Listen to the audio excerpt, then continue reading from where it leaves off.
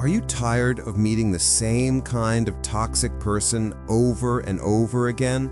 The one who drains you, confuses you, or leaves you wondering if something's wrong with you? Here's the truth most people never hear. It's not your fault. You're not broken. And the reason this keeps happening isn't bad luck or poor judgment.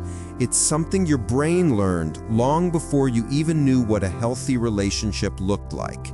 Think about the last 3 people who hurt you. They could be romantic partners, friends, or even bosses. Each time the pattern felt familiar.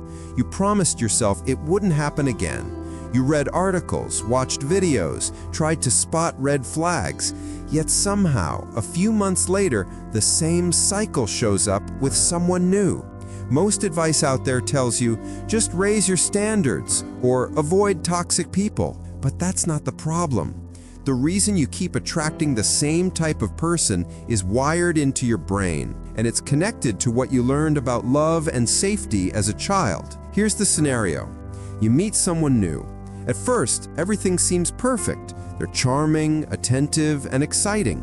But then subtle things start to shift. Maybe they get distant, start criticizing you, or only show up when it's convenient. Suddenly you realize you've seen this before. Different person, same story. It's frustrating because you're not stupid. You can recognize red flags, but here's what makes it confusing. Your brain is unconsciously looking for the same patterns it's familiar with, even if those patterns hurt you. Toxic people feel familiar, and familiarity feels like home, even when home was painful. When you were growing up, your brain was constantly learning how people interact, how love feels, and how attention is given. It wasn't learning what was healthy, it was learning what was normal.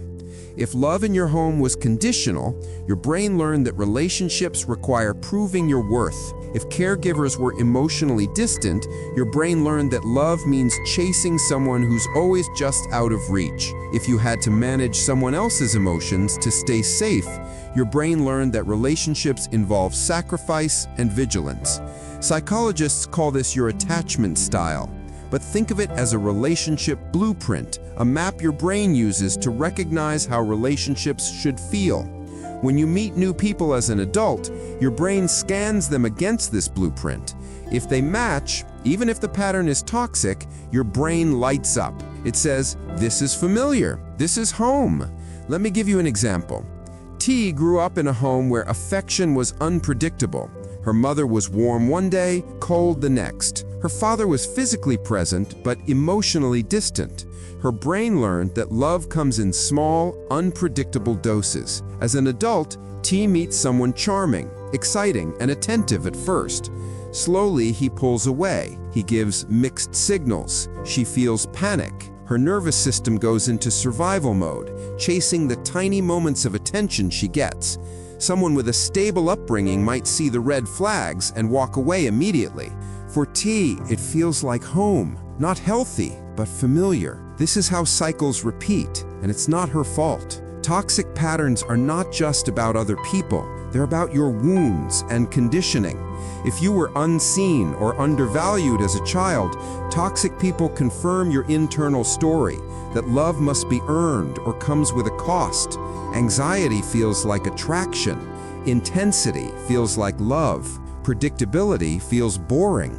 Your brain only allows love that matches what you believe you deserve. Someone consistently kind might feel too easy or not exciting enough. Your brain isn't judging, it's protecting. It's choosing the familiar. Most toxic relationships follow the same pattern. First, idealization. They shower you with attention, making you feel special. Your brain releases dopamine, creating attachment. Next comes devaluation. They withdraw, criticize, or confuse you. Panic sets in. Then the chase. You try harder, seeking the small validation you got at first. Finally, relief. They give crumbs of attention, dopamine fires again, reinforcing the cycle. It's addictive, not because of love, but because of emotional conditioning. Healthy love doesn't trigger this panic reward cycle, which is why it can feel uncomfortable at first. Toxic people are also attuned to patterns. They don't magically know your vulnerabilities. They sense signals your behavior gives them. Tolerating inconsistency, apologizing unnecessarily, believing you must earn love. It's like puzzle pieces fitting together, except the puzzle creates pain instead of connection. The turning point comes when you understand your blueprint. It's not about being broken, it's about conditioning, and conditioning can be changed. First, recognize your blueprint. Reflect on your past relationships. Identify the patterns: emotional unavailability, criticism, inconsistency, or rescue dynamics. Trace them back to your childhood. Second, learn to sit with discomfort. When you meet a consistently kind and healthy person, your brain may feel something is off. Recognize it as old conditioning, not intuition. Third, do the internal work. Healing old wounds is crucial. Therapy, journaling, or emotional reflection. Grieve the childhood you didn't have and the love you didn't receive. Fourth, slow down your choices. Toxic patterns hit fast. Healthy patterns grow slowly. Pay attention to consistency, patience, and respect. Fifth, redefine love and raise standards. Love should feel safe, clear, and calm. Stop tolerating manipulation, mixed signals, or emotional chaos. Consistency isn't boring, it's healthy.